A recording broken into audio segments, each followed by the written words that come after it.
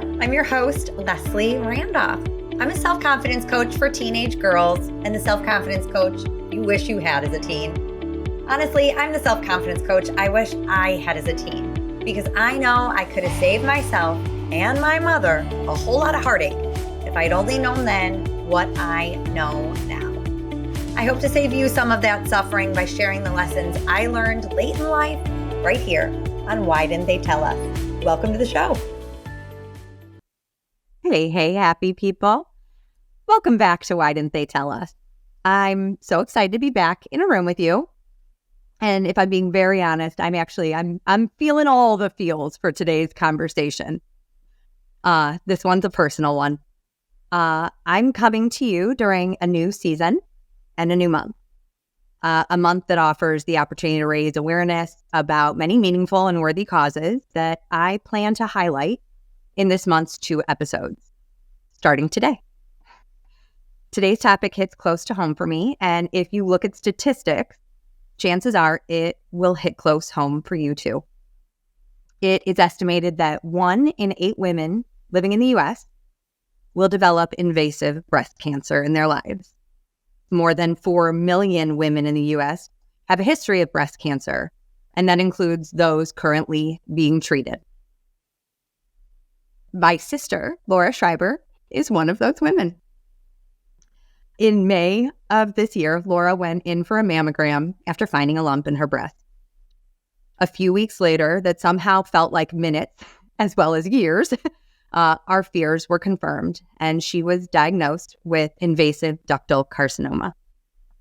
In July, she had a double mastectomy, and in August, she started chemotherapy. We are actually recording this episode days before she goes back in for her second round of chemo. In the wake of her diagnosis and all the feelings that accompanied it, for me, look how I'm making this about me. The one thing that has continued to uplift and inspire me is the outlook and the mindset that she has maintained throughout all of it. And that is what prompted me to have her as a guest on today's show and to share with each of you. So with that, Laura, I'm amazed I made it through that intro with full tears. I only welled. Oh, rocked it out. Yeah. Tell our lovely listeners, your story, what got you to be in this chair today and that outlook that I'm talking about, because it's not just what's happened since May. No, it's been, I feel like this diagnosis is just kind of the most recent big kind of potentially life-rocking piece of information or news that I've received that was what some could consider not good. Over the last 3 years. It really started really just about 3 years ago, just a few days ago, and Leslie, it impacted you too. Our father died very unexpected. And this was during COVID. So our ability to really say goodbye was really limited, right? I didn't even get a chance to say goodbye at a time that he was lucid. He was pretty much all almost gone at that point. So that happened, and devastating, obviously, because we loved our father. 30 days later, I was hospitalized with what we thought at the time was a heart attack. And I will say, I never, for a moment since my breast cancer diagnosis, it didn't even occur to me that I was going to die. I thought I was going to die when I was rushed to that hospital, and it was like a scene out of ER. So many doctors, so many nurses screaming at each other, saying words that I didn't understand, and me kind of just in shock, looking around, thinking, is this it? Is this the day I die? I think I'm going to die. To it happening again, a week later, back in the hospital, only to find out, I had a not uncommon heart condition, which fortunately was very easily rectified through surgery. But again, all of this in a 90-day period. Yeah. And then a few weeks later, I found out I was pregnant, at 40, only to miscarry about 8 weeks later. Yeah. And then to have a really complicated miscarriage that required emergency surgery. because the original DNC didn't catch everything, right? So like I'm in the hospital on a morphine drip and having emergency surgery at 1 a.m. In the morning, to a few months after that, having a skin cancer scare and having to have a huge chunk of tissue taken out of my abdomen. And I've now got this big, kind of cool looking scar. So to then severing a tendon in my hand that required tendon repair surgery. And it was my dominant hand. So I couldn't type. I couldn't do my hair for like 2 months. And it was extremely painful. That was my first experience with opioids. So that was fun. And to this, this lump that turned into, what I think so many women fear, which is this diagnosis that, really fortunately we caught early enough that through a lot of activity, I'm going to be fine. But changed for sure, because breast cancer treatment has come really far, but there's really no way to properly treat it gently, right? It's, the double mastectomy is a major surgery. Chemotherapy is literally putting medicine in to kill everything in my body, including cancer. But, I don't know if there's going to be video with this, but I am here almost bald with crazy patches of scalp just popping through. And I am losing hair by the moment. I am sitting here covered. I am a German Shepherd at this point, just shedding all over the house, everywhere I go. And I'm not done yet. It's going to get a lot worse before it gets better. But what's crazy, and you didn't ask me this, but I've never been happy. I've never felt more alive. And I can say, without question, the last 3 years of my life have been the best years of my life. So how can you say that? Because I think, and I remember as Laura was going through, Laura went through this. It was actually a very interesting parallel, because in the wake of our dad passing away, that was when I had this, wake up call of life is short. I think during COVID, we all had that kind of, universal, like life is short. What are we doing? And if you wanted to answer that call, for me, it was, I've felt this desire to help people for so long.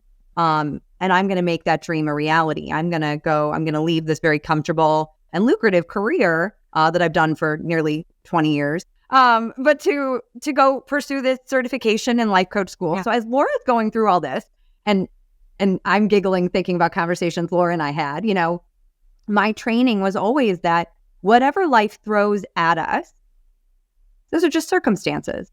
Right. They aren't good. They aren't bad. And we get to talk to Laura right now where she has developed this mindset. But in the wake of all of those, right? And how beautiful that you have this mindset going on the journey that you are on now. But in the wake of everything Laura was talking about, I would come back to her now with my new shiny tools of like, well, that just is, And I remember, you caught me on a bad day. You caught me on a day. So it was around the skin cancer piece. And, during COVID, I got really, really, really serious about being physically active and exercising. Remember? And I was and we both were. You've always been, but I really kind of became like you, where it's like I had to exercise every day. It was so important to me physically, mentally, to do that, especially because, there wasn't as many opportunities to be active. I remember I had just left an appointment where we were hoping to get my stitches out. And they said, because I was so excited, because as soon as stitches were out, that meant I could exercise again. And they're like, I think we need to leave them on another week.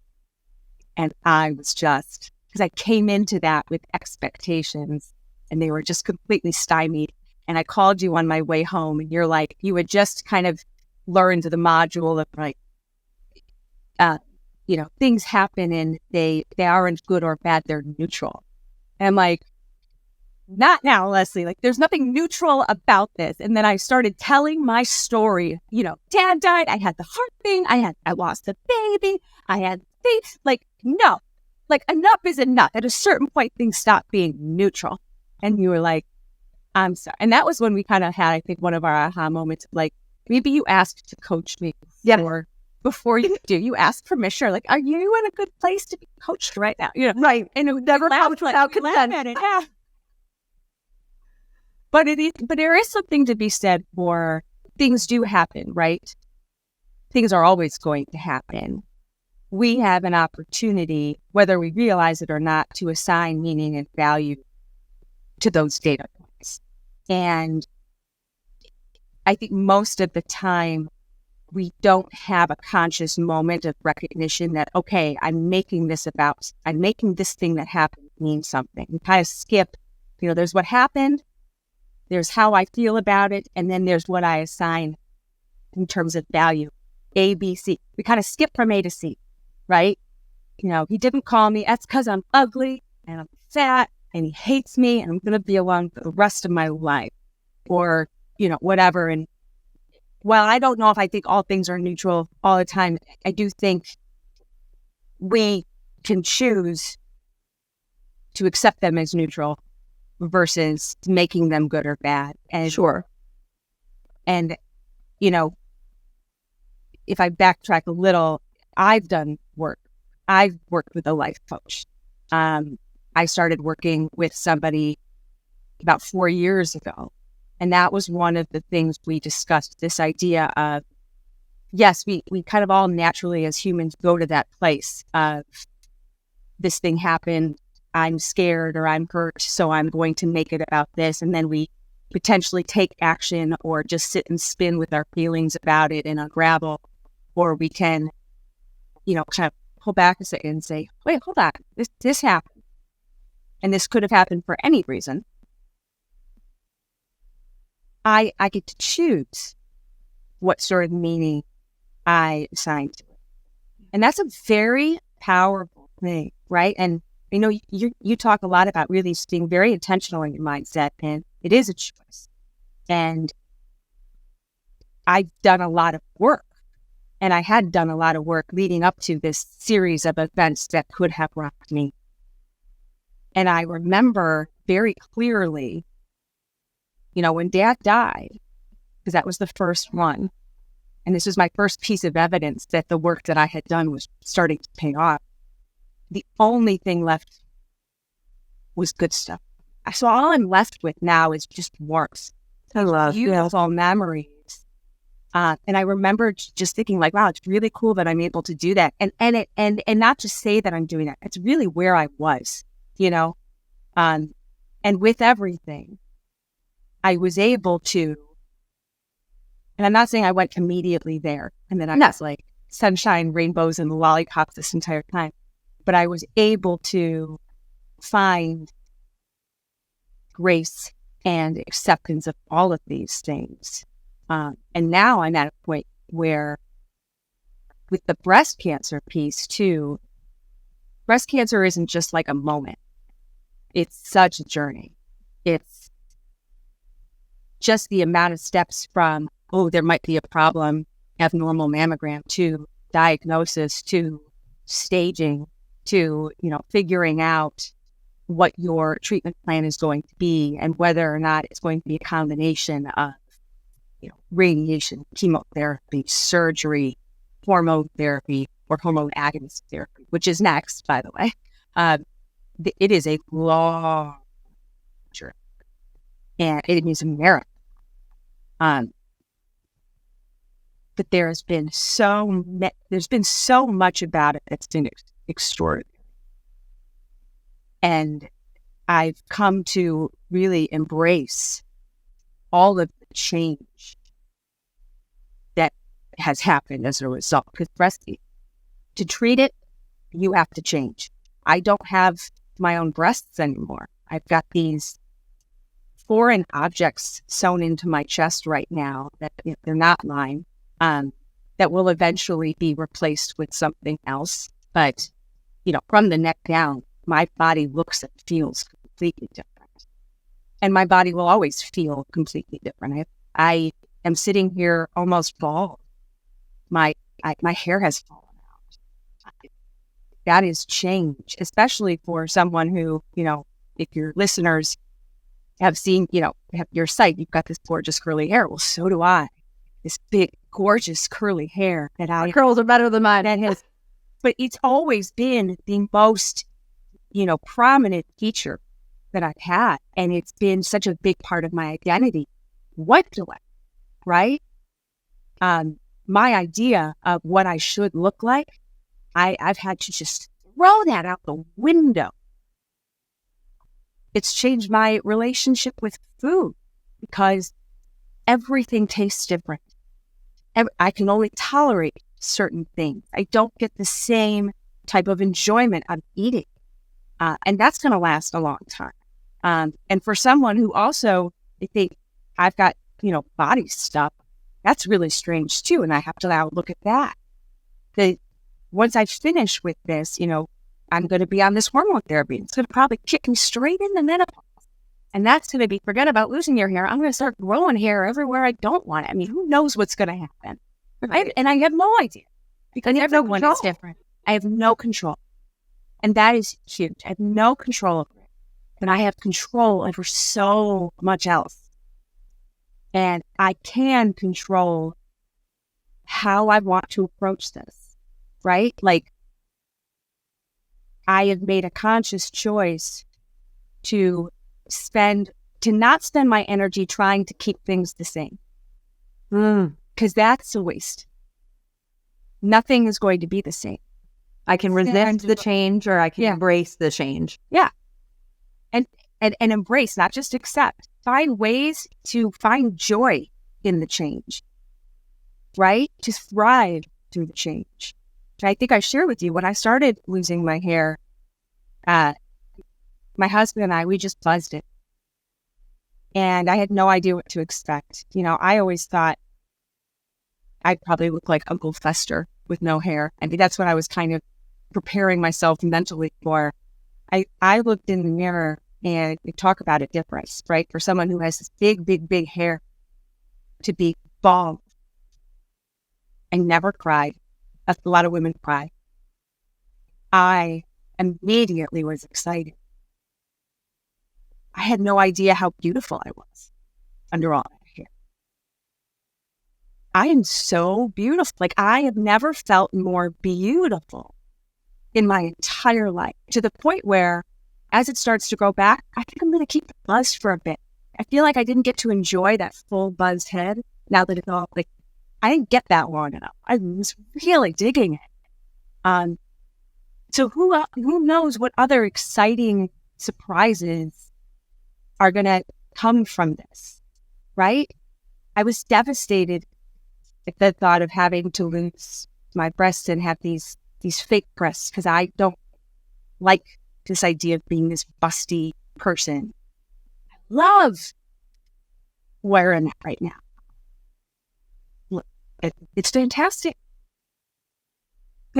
I'm so curious because always I want to go into the lesson learned. But do you think, we talked about where you were 3 years ago and, that one day of like, don't you dare tell me this is neutral. But like, how did you get, and I really want to just also say really quickly, like, there is no right way or wrong way to deal with the diagnosis. There is no right way or wrong way to deal with anything in your world. I love where Laura is and where she showed up, where she is now and how she is showing up to each day. But if this is you, if you see any of you where Laura is, give yourself grace and allow yourself to be wherever you are. Go ahead. That's huge. Yeah. So one of the things that I did with my coach, one of the things that was really profound to me that she kind of helped me see how we are typically so hard on ourselves, right? And every time we think something negative or do something that doesn't serve us, it's usually being fueled by or informed by the little girl inside of us who is scared of not getting what she needs. And I was really profoundly moved by that statement, because I remember being a little girl. And, this is where you and I grew up in the same household, but we have very different experiences, internalized it and carried with me so much shame and so much this feeling that I was bad, that I was inherently bad, and that I was different from everyone else in a way that was not good, and that I would not be able to have the things everybody else had because of that I would always have to accept less, because that was just my lot in life, because I wasn't good. And that was my mindset.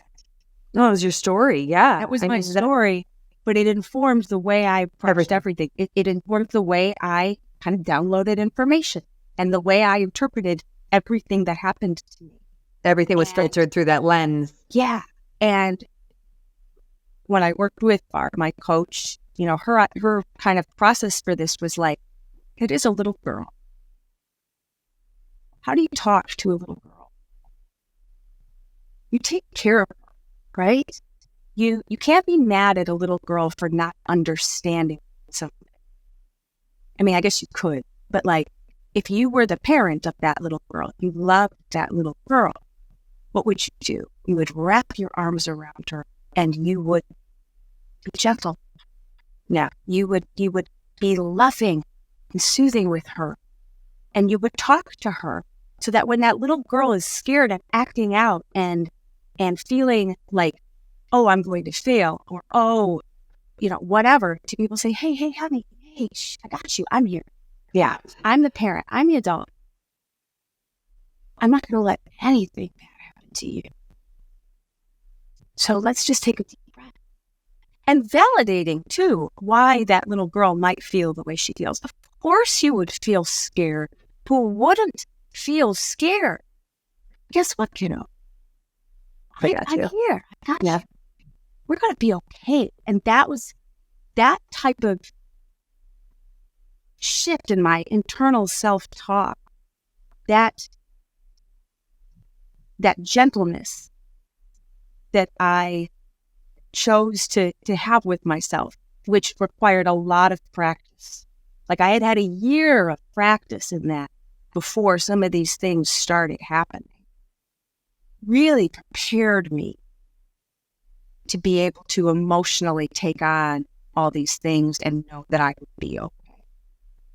What it also did, though, was I got a year of realizing that I could retrain my brain.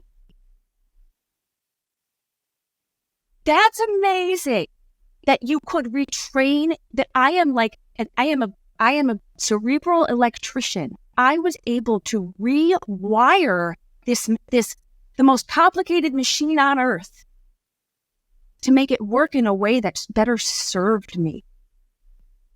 That means that I am such a badass. Like, I am so powerful mentally and strong that I was able to do this, that I was able to unwind 40 years of shame and negative self-talk and self-loathing and all of the behaviors that didn't serve me that came with it, and forgive myself for all the things that I had done when I was just trying to survive. To be able to to be able to approach my life from a place of, forget about surviving. Of course I'm going to survive. I've got mom here, right? Like me. I've got me. But I'm going to thrive. I am going to be okay no matter what, because I know how to rewire my brain, and I am being really, like, I'm being gentle with myself. Like, I'm being taken care of. Yeah. That's the lesson learned, that I am so powerful, that I am so resilient, that I am completely, I'm unstoppable. If I can do that, I can do anything. And that has carried me through the trauma of the last few years, which I don't even, looking back on it, like, I don't even, trauma is too strong a word. That has kept me really solid during periods of life really trying to like rock the boat. And I didn't let it rock. I've continued to thrive. And I've had wonderful things happen over the last 3 years, things that I created during all of that. Yeah. So that's what I've learned. And if I could learn that, I mean, anybody can. Well, and But I anybody wouldn't can. have learned it without having a Sherpa.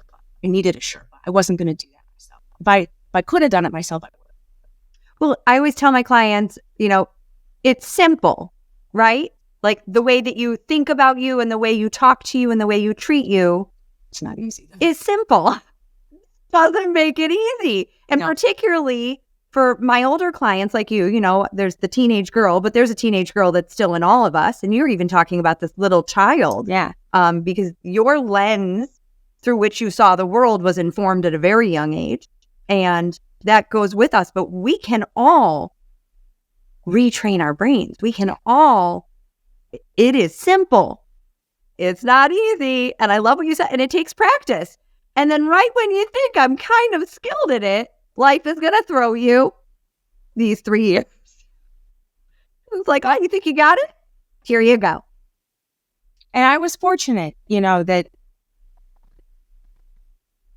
I was fortunate that I'd had all this time to really work on all of that so that it became almost second nature to me. I mean, there were days where I really had to go back to basics and be reminded of those tools, and I'm not suggesting that I haven't had moments of deep, deep sadness and frustration and, kind of raging at the world like this is unfair. This is too much for one person. But they're moments. And then I'm done. And then I'm able to kind of go right back into, this mode of but I'm going to be fine. I'm going to be better than fine. Right? And that's where just, you go back to the work. You go back to the work. Correct. And what can I control? I can control my outlook. I can't control what's happening to my body. I can't control the world. Right. And that doesn't mean, again, on days, you give yourself so much grace when absolutely there are days that it's overwhelming, that it's scary. And that's when you just take that little you in your arms. With breast cancer specifically, it's a multidisciplinary approach to treatment. And I remember when I first met with my breast surgeon, he said two things that I thought were really profound. He said, first of all, cancer is not an emergency. It's not. So all of this impatience that you're probably feeling, you have to just make all these decisions today and you have to get started today. We can let go of that. It took a really long time for this cancer to get to the point where we could even detect it, which means we have a minute to be really thoughtful about this. And we're going to need a minute because we have to approach this in a number of different ways. So we can take the acute, anxiety and angst out of it. And we're going to treat this the way we would treat a project. And he said, you're the project manager. And that really resonated with me because of the kind of work that I do. And I realized I could control more than just my mindset. I could be very tactical in terms of how I can create comfort and really prepare myself in every way for each step of this process. And for me, it was making conscious choices to become really, really educated in what I had, learn as much as I could about how to prepare for all of these big changes, like the mastectomy. Not only how do you prepare for surgery, how do you prepare for recovery? What can you do to kind of promote healing and promote well-being during recovery? Because recovery is a long process, it's painful. What can you do to become okay with this idea, of losing your breasts, or of accepting new breasts? What can you do in your marriage now that this is kind of off limits and this will never really be a part of your intimate relationship in the same way again, because you don't have feeling there, right? What can you do to prepare for chemotherapy? What can you do to manage as well as possible all the negative aspects of the chemotherapy, right? What can I do to ensure that I'm getting what I need that I can't, that maybe I can't provide myself in terms of support? I was able to control all of those things. And I was very deliberate. I made sure that in my recovery, I had the yummiest, comfiest clothes and fabrics that felt so good against my skin and that were cool to the touch. For the chemo, I said, I know I'm going to lose my hair. That's inevitable. What I don't know is how I'm going to feel about it. So I should get some really great hats that feel good, that are fun and cute. I should, and I did. I got some beautiful head wraps too that I thought might be fantastic. Who knew I would love being bald so much that I probably might not even use them, right? I made an appointment at a custom wig place so that I could get a hair piece that would make me, maybe on the days where I just wanted to look like a girl again, I would have that ready to go so that, because I couldn't control the timing of when I lost my hair, but I could control whether, I could have tools around me that would make me feel prepared for it so that whenever it happened, I had options, right? So it's very tactical. But I think that helps too in terms of being able to not feel like, again, all of this is happening to me and I have no control. I can control a lot of things. And, gratitude has come very easy for me. And maybe I'm not giving myself credit, but the way I look at it is, how fortunate am I that I live in a big city that gives me access to some of the best medical support and care that somebody could ask for, right? Northwestern Hospital in Chicago is fantastic, right? So it's not like I have to travel 3 hours for each treatment or for each appointment. I have access to great care. I have great insurance, which allows me to approach my care without having to think about how I'm going to pay for it. I am gainfully employed and, I'm very fortunate financially. We're in a very good place. And I'm employed in a job that, because I don't have to clock in and out for shifts, I've been able to take time off when I needed it without it impacting my ability to make money. And again, even if I couldn't make money right now, we're okay. We're just fortunate. We're in a good position. We've saved, financially. Again, I don't even have to think about the financial piece, but that is such a gift. I also, the company I work for has been so flexible with me. I mean, I could come there tomorrow and say, I need every meeting to be held on a beach. And they'll say, whatever you need, Laura. They've shown me how much they care about me as a human. And they've made such unbelievable accommodations. How fortunate am I that my company does that, right? And I've also been with some of these people now for 10 plus years. I'm fortunate. Again, that worked out really well. I have a partner. I have the most unbelievable husband who happens just to be very good at this stuff. He's come with me to every appointment. He's been so patient with me. He plays caregiver really naturally when I've needed it. He's a very sensitive, emotional man. So he's been very attentive to my emotional state. Some people don't have that. I have family locally. I have you. I have, mom some of the year. I've got Mari. I've got Kira. I've got our siblings, all of whom would drop everything to be there for me if I needed it. Even when she doesn't want it, guys. Even when she doesn't want it. There have been a couple times where, and I'm sure you want to talk about that too. There have been a couple times where your idea of support did not gel with mine, Yeah. But again, thank goodness this happened to me and not someone else. Right? Because I am in a position where I have what I need, and it doesn't impact, none of this has impacted me in all of these extra challenging ways that it could have impacted someone else, right? Sure. I don't have children who are relying on me. I don't have, like all of that. And I think, But that's also that makes me, go ahead. Sorry. No, I stepped on you. That's also credit to your outlook. Yeah. But I can't, if there are people listening to be like, well, of course she's positive.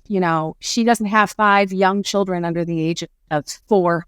Actually, that probably is possible. Like that she's, taking care of, and she's not a single parent, and she doesn't, again, the work thing, like, so I'm very fortunate. I'm so fortunate to have all of that. So yeah, you notice your very blessing. Present for that. I don't take it for granted. I'm so grateful. I'm also really grateful for the way the people in my life have shown up for me. And I don't know if you're going to ask me, like, what's one piece of advice that, like, you would give to someone with breast cancer? Mine is tell everybody you know. Tell everyone you know, if you feel comfortable, what's going on with you. And if you don't feel comfortable, but you like the idea of maybe somebody else telling people for you, have them tell everybody you know. Because you opened with this. Chances are they've been touched by this too, which means there are so many people who will come out of the woodwork offering guidance and support and recommendations, who are willing to literally take their shirts off and say, because this happened, would you like to feel mine? Because I just had reconstruction 10 years ago. Feel that. See how they feel. I was literally standing with one of my mother's friends in a bathroom, tits out, talking about this, because I had said to my mother, you can tell people. The way again, I talk about work, like my boss, I think the universe purposely had me working for this man at this time in my life, because I've only worked for him for a year, even though I've known him a very long time. And his name is Matt Harmon. I told him I'd give him a shout out today. He's been touched by cancer in his family. So he has been so wonderfully gracious with me and anticipated my needs. And, I've said, I think I need a week. He goes, you need 2. Yeah. He's been so wonderful and kind and flexible and just gracious with me. The amount of edible arrangements that would show up at my house, I have never had more fruit in my life, Taryn, your best friend, who bought me those yummy pajamas that were so delicious when I was in my recovery. The chemo kits that people would send me with, the lip balms because your lips get real dry. All of that. Every day was another reminder that I was loved and that I had support and that people had me in their thoughts and in their prayers. Yeah. It was almost overwhelming, to be honest. But it buoys you. Yeah. Yeah, you can borrow their love when you're feeling low and let it lift you up. Yeah, and there are low points. There are days where I was just in so much pain, I could barely get out of bed to use the bathroom. And then there would be this nice thing that came in, and I got to have this moment of unwrapping this exciting gift. Who thought of me today? And so my advice, tell everybody. Tell us. So tie this up in a beautiful bow too, because great advice. Tell everybody so that you can feel that love, so you can feel that support, whether it's, in the form of an edible arrangement or a text message on a day where your outlook is being challenged. And then it's like that deep breath of good advice. You get good recommendations. It's all those little things. I wouldn't have known that. Yeah. Right. What? I love me a mirror mantra, and I always say, like, we have the opportunity, and it's exactly where you started even, of like, we retrain our brain. Our brain is going to give us on its default bully brain mode, the worst case scenario, the negative, and through that lens, through ever which you've already looked at life. Or we have that very intentional, deliberate bestie brain that's like, you got this. I know it's hard right now. So what if we could give listeners some mantras to borrow or some beliefs to borrow as they go through whatever it is that they're going through right now, what do you got for us? Well, I actually have, it's funny you say mirror mantras. I know you know this. I have Post-its on my mirror. I do. You know I know this, and I have them too, and I recommend them to all my clients. So there you go. But the one that I feel like is most present for me right now is this. This is teaching me something I need to know. This is teaching me something I need to know. That's a really big one, right? Everything that happens is an opportunity to learn. It's an opportunity to see something you wouldn't have been able to see yesterday. Yeah. Right? Yeah. All of these things have served as these like lampposts guiding me and illuminating these new paths that I could choose to walk through. And that's exciting. It's exciting. Like I get, and I've said this to you too, like it's not that I have to go through chemo. I get to go through chemo. And I get to see how I will experience all of these things. I get to go through this and find opportunities for joy on the other side. I get to be so present for the first time in my life to all of the people. Right? Yeah. I get to have these experiences that not everybody gets to have. And I get to, I get all of the learning that comes from it. So incredible, Laura. What advice would you give to someone of how to love and support someone who is going through this and what not to do? Well, I think, let go of the outcome. Give your love and your support with no expectations, right? The person that you're supporting may not have the energy to write you a thank you card right away when you send them flowers. It may be a few days before they respond to your text. Might not be feeling it in the moment. Still send the flowers. Still send the text. I think everyone wants to know that they're loved. I think asking what would support look like right now to kind of find out, because maybe it's, to be honest, support is leaving me alone for a little bit and letting me come to you and tell you what I need. I might not know what I need in this moment. I might still be processing all of this. So give me a rain check that I can cash in anytime when I need it. I still think, that quick text, because texts are perfect. They don't have to pick up the phone, right? They don't have to respond. It's just a way of saying, love you. Right? Thinking about you back. It's not invasive. So I'm a big fan of the text or the card, just saying, just want you to know I'm thinking about you. But let go of the expectation. Yeah. Yeah. And don't get weird about that. Like if they don't respond, it doesn't mean anything, right? Don't go from column A, column C. Don't make it mean something. I think our natural inclination when we're talking to somebody is to try to be like, well, at least it's not this. Like, well, at least it's not pancreatic cancer. Well, at least it's not stage 4. You know what? It's still this, there's something that you think you're helping in that way, but it almost diminishes what it is, right? Yes, it's not that, but it is this, and this is real. Mm-hmm. So I'm not a fan of that. And I also think, especially at the beginning, I think I mentioned earlier, the amount of time it takes from, something might be wrong, to it's definitely cancer, to type of cancer, to how are we going to treat it. It's a series of steps. And I think if you haven't gone through it, you may have this expectation that the person you're talking to has all this information. They may not have yet. And I can share, there was a conversation, you, me, and Mom, where mom's like, well, what do you mean you don't know? What do you mean you didn't ask? Or how do they not know this? And I found myself getting really worked up. I almost felt like she was suggesting that I hadn't been advocating for myself enough to be able to have this information.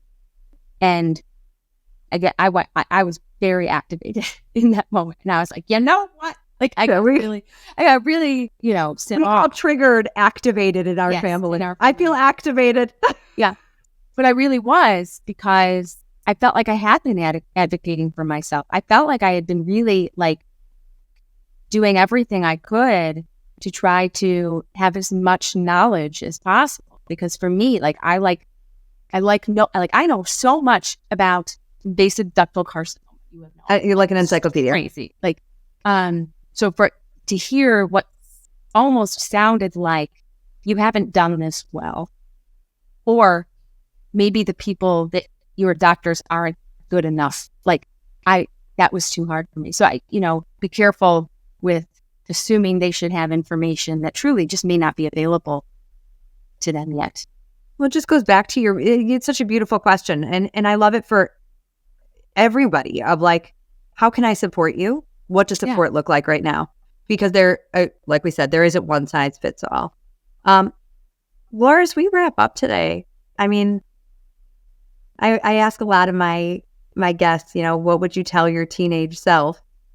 I guess, I'm going to flip it for you. Okay. What would your future self, the one that's on the other side, and she does, the badass that makes it through. Yeah. You three years from now, as we come back on the show, what would she tell you? Oh, well, hopefully she would say, I'm so glad you held on to all this good stuff, even after you didn't have to.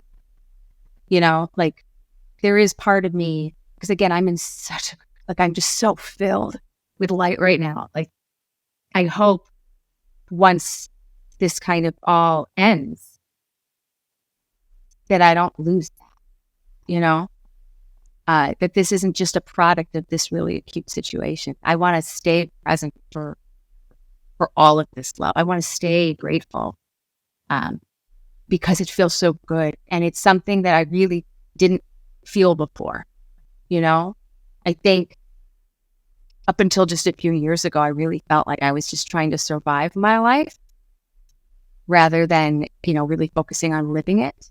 And I don't want to go back to that. I want to focus on thriving and sucking the marrow out of this life that I am so grateful to have. So I hope she comes, she says to me like, isn't it cool that we kept this going? Yeah. And you can. You will. Laura, I love you. I love you. And I you've been amazing through all of this. You've been everything that I thought I needed, that I didn't know I needed. I'm so grateful. I'm so grateful for us and for our relationship. And again, I do believe I do believe, at least right now, in the universe. I think the timing of this happening to me, like we had to wait until you had the tools that you have so that I get to benefit from them. Why? So. I get to benefit from you. And everyone that listened gets to benefit as well. So thank you for sharing with us. My friends, I'm not going to close out with a why didn't they tell us? I'm going to close out with get a mammogram. Yes. Get a mammogram. Get a mammogram. Stay on top of your mammograms. It's so important. So important. And listen to your body. If you see something, say something. No one else is going to care about it as much as we do, right? And no one knows it better than we do. And as a woman in particular, sometimes we have to shout that much louder to be heard when it comes to getting the medical care that we need. That is not small. That is, you've got to be your own advocate. And if something feels not quite right, investigate. Raise your hand. Absolutely. All right, my friend. Till next time. Love what you hear? Well, I'd love to hear from you. You can find me at confidencecoachforgirls.com. That's confidencecoachforgirls.com. Or email me at lesliethelifecoach@gmail.com. That's lesliethelifecoach@gmail.com. Hope to hear from you.